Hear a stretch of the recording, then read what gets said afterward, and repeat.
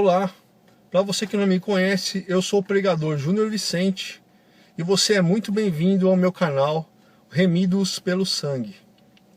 Antes de começar, eu gostaria de pedir para você, deixe o seu like, se inscreva no canal para ajudar com que a palavra de Deus se espalhe, que outras pessoas vejam e ouçam da palavra de Deus. O YouTube não colabora com canais como esse. Então a sua participação é muito importante, deixando seu like, comentando, compartilhando e se inscrevendo. Hoje eu gostaria de falar com vocês sobre Deus ama o pecador. Será que Deus ama o pecador? Nós temos visto por aí muitas igrejas liberais. O que é isso? São igrejas onde pode tudo, que Deus não se incomoda com nada, que Deus não exige nada. Então são igrejas onde você pode ser livre para fazer o que você bem entender, o que der na sua cabeça. E isso tem causado muita confusão na cabeça de pessoas que são novas na fé. Então, o que tem se espalhado por aí é que Deus ama a todos, que Deus aceita tudo, e isso tem contribuído para que muitos pastores oportunistas, oportunistas, que são completamente ignorantes teologicamente falando, têm ganhado espaço na mídia, né, no YouTube, no Facebook, e tem ganho espaço também com artistas que são ateus, que não conhecem nada da palavra, e eles têm se mancomunado com esse tipo de pessoa. Então um exemplo muito claro aí são esses três patetas aí, o Ed Renekiewicz, a Meneghel, né, que acho que nunca leu um único versículo da palavra de Deus, e esse Hermes Fernandes, aí do lado, que se diz teólogo, né, e é o pastor da Meneghel. Então são dois apóstatas que conhecem da palavra de Deus, mas pregam um evangelho distorcido para agradar gregos e troianos. E a Meneghel, que nunca leu um único versículo da Bíblia, e os três juntos decidiram que a Bíblia tem que ser reescrita. Porque Deus, quando inspirou os apóstolos a escreverem a Bíblia, né? Porque eles falam que não foi Deus que escreveu a Bíblia, não foi Deus mesmo, mas Deus inspirou pessoas para escrever. Então, segundo eles, Deus estava completamente errado quando escreveu a Bíblia, quando disse que homossexualismo é pecado, e isso é abominação para Deus. Então Deus estava errado quando escreveu isso. Então vamos reescrever, porque não está certo isso. Que Deus é esse que ama?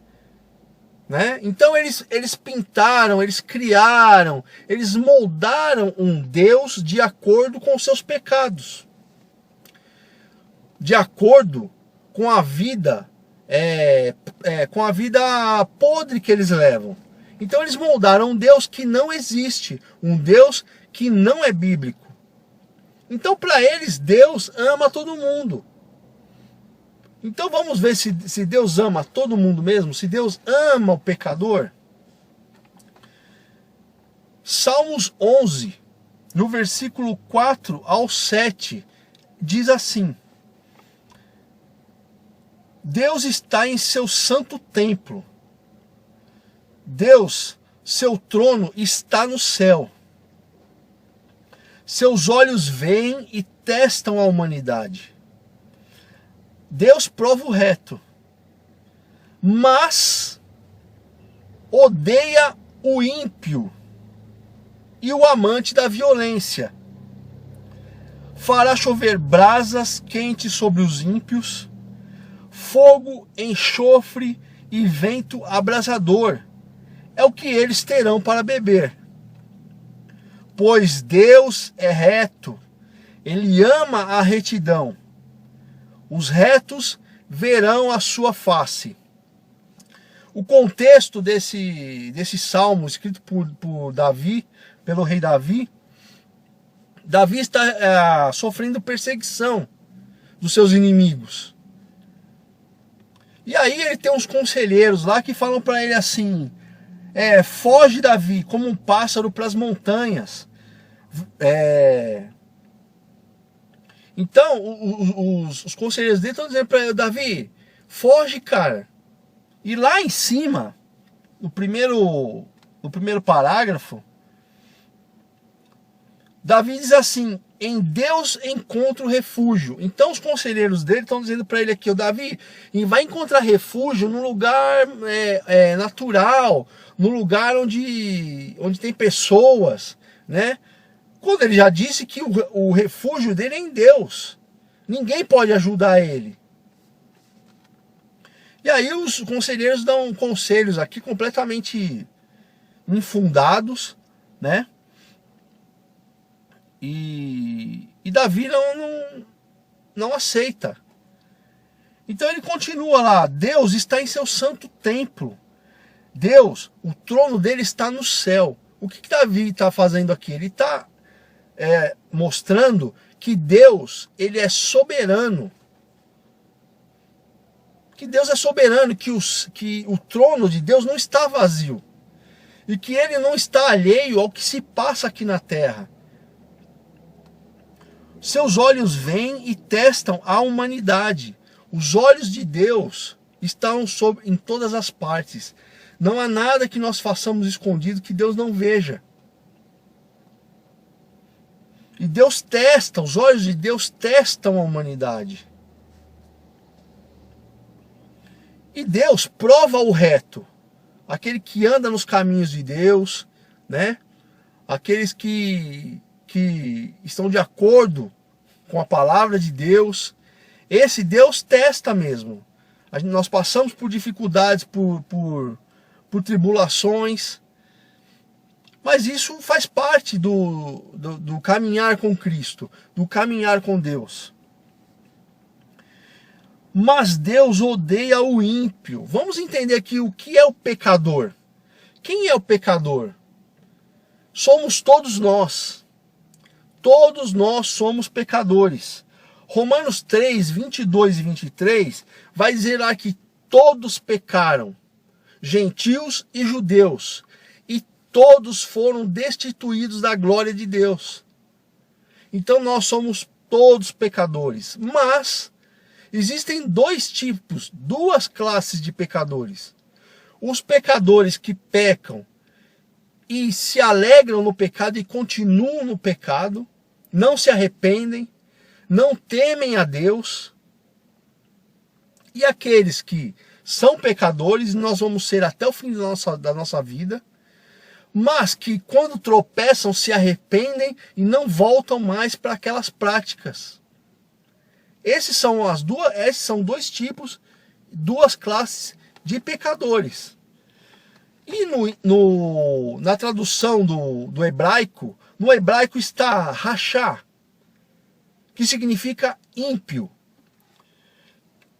E aí a descrição de rachá é perverso, criminoso, hostil a Deus, culpado de pecado contra Deus ou homem.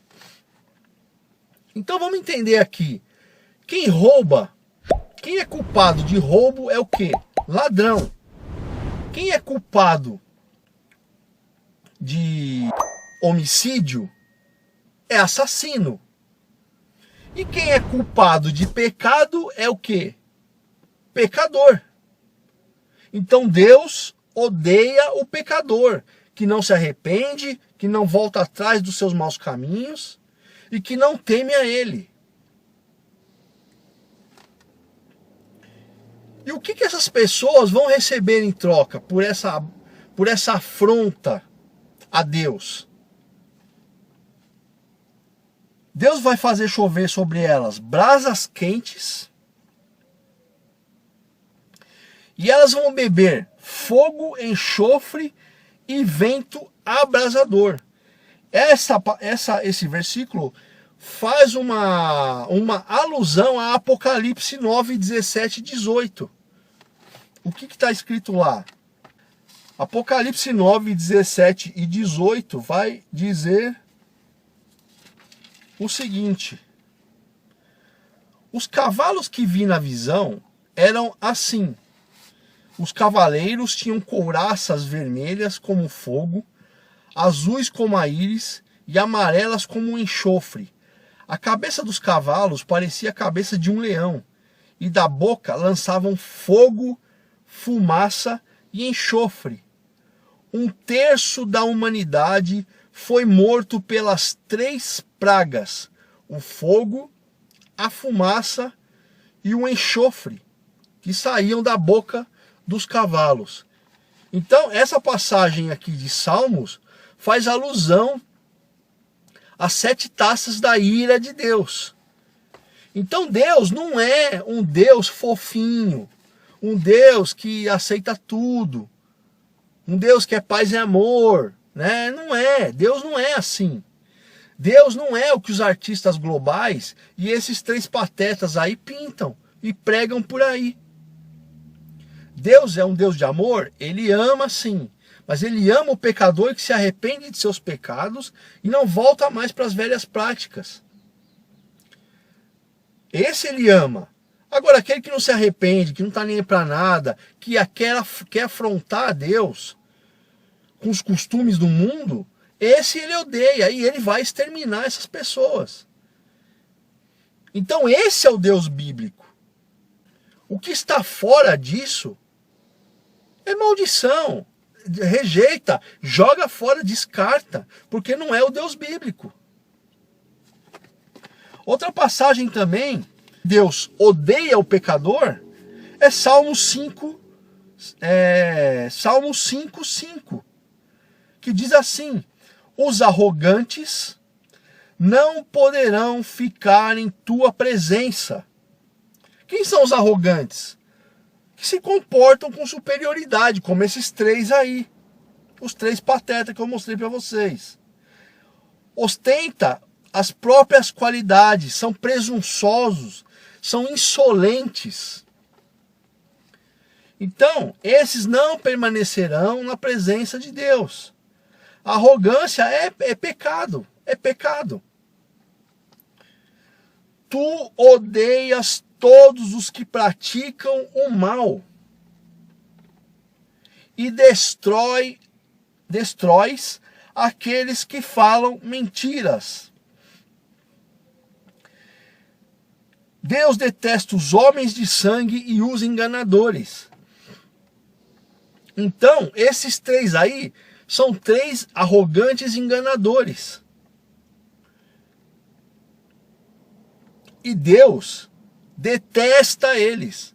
Se eles não se arrependerem, não voltarem atrás das besteiras, das baboseiras que estão falando, que falam e continuam falando por aí, Deus vai acabar de destruir eles. E Deus detesta eles, vai continuar detestando eles, até que eles voltem atrás. Esse é o Deus bíblico. E lá em o que é esse mal que eles praticam, que Deus detesta, que Deus odeia?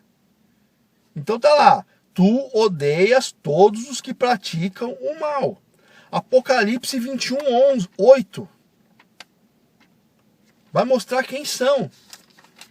O que maldade essas pessoas fazem, que Deus odeia. Mas os covardes, os indignos de confiança, são os mentirosos, os desprezíveis, os assassinos, os sexualmente imorais, que esses 3 defendem, que é o povo do arco-íris, e Deus odeia essas pessoas também, até que elas voltem atrás. Então não adianta abrir igreja, cidade de refúgio, que aceita todas essas pessoas do jeito que elas estão e prega para elas continuarem assim. Deus odeia todas essas pessoas. Goste você ou não. Os que usam drogas alucinógenas para entrar em sintonia com o oculto, viciado em droga, crack, maconha, êxtase e o que for. Os adoradores de ídolos. Então, adorador de ídolo não é só quem adora santo de pau, pedra, ferro e barro. Não. É adorador de cantor, de artista. Adorador do ídolo se o seu ídolo é dinheiro, você é um adorador de ídolos. O dinheiro é seu ídolo. E todos os mentirosos. Esses três, mais um monte de gente aí que prega um Deus fofinho, um Deus ursinho carinhoso, são mentirosos. O destino deles é o lago que queima com fogo e enxofre, que é a segunda morte. A primeira morte eles já têm, que é a morte espiritual. Pregando um monte de mentira, eles já morreram espiritualmente. Essa é a primeira morte. A segunda é a física, que é a do corpo. E também tem a referência lá em 1 Coríntios 6,9, que tem mais pecados aqui. Vocês não sabem que os injustos não terão parte no reino de Deus? Não se iludam. Pessoas que mantêm relações sexuais antes do casamento não vão para o reino de Deus. Deus odeia também. Sexo antes do casamento, Deus odeia. Se continuar nessa prática, não se arrepender e casar, Deus te odeia. Adoram ídolos, acabei de falar. Praticam sexo depois do casamento com quem não é seu cônjuge. Casou? Casei. Tô de saco cheio da minha mulher, enjoei, não tô mais afim, vou arrumar um amante. Deus te odeia. E se você não tomar jeito, Deus vai te fulminar. Tem relações sexuais ativas ou passivas com homossexuais. Isso não sou eu que estou falando, é a Bíblia, é a palavra de Deus. É o Deus verdadeiro, não é o Deus que vocês criaram para vocês, não. Não herdarão o reino de Deus. Não vão morar na cidade eterna com Deus. Não serão salvas. Os que roubam, ladrão, político ladrão, você que rouba coisa que não é sua, não vai para o reino de Deus. Deus vai te fulminar. Os que são avarentas, muquinha, sabe? O dinheiro guarda, esconde isso. Não pode gastar. Não posso gastar com nada. Tem que guardar esse dinheiro aí para quando eu morro. Para quando eu ficar mais velho, não ajuda ninguém. Tem dinheiro, mas não ajuda ninguém. Não vai para o reino de Deus.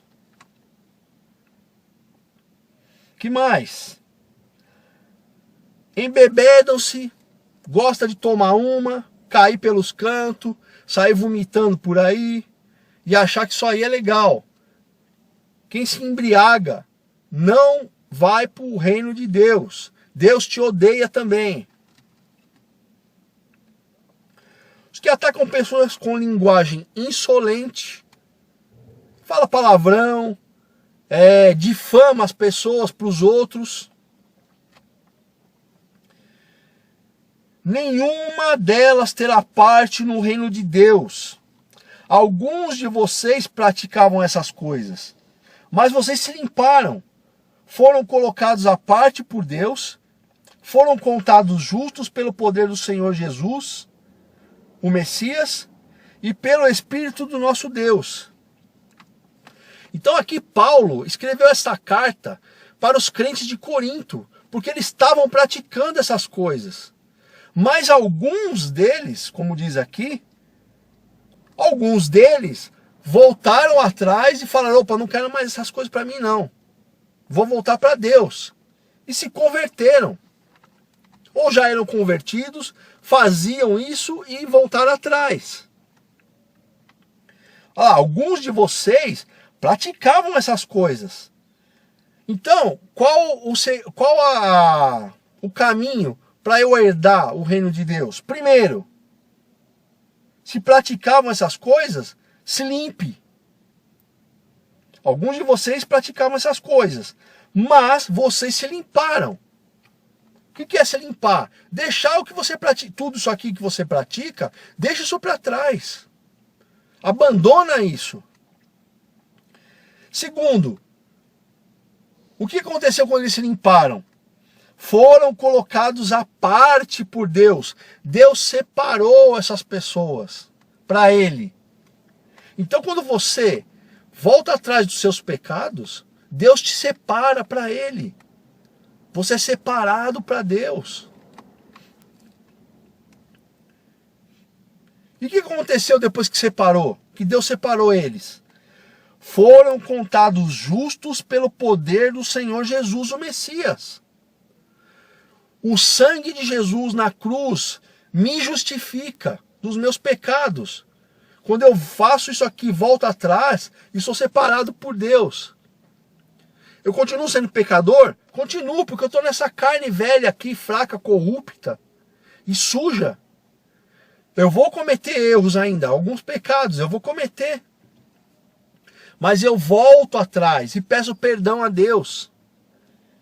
Então Jesus me tornou justo quando morreu na cruz e verteu o sangue precioso dele lá.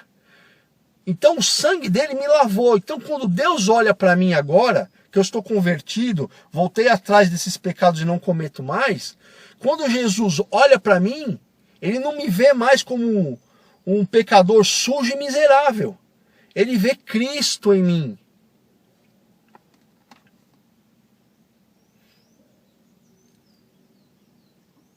E que mais? Fui contado justo por Jesus, por causa de Jesus e através do Espírito Santo de Deus.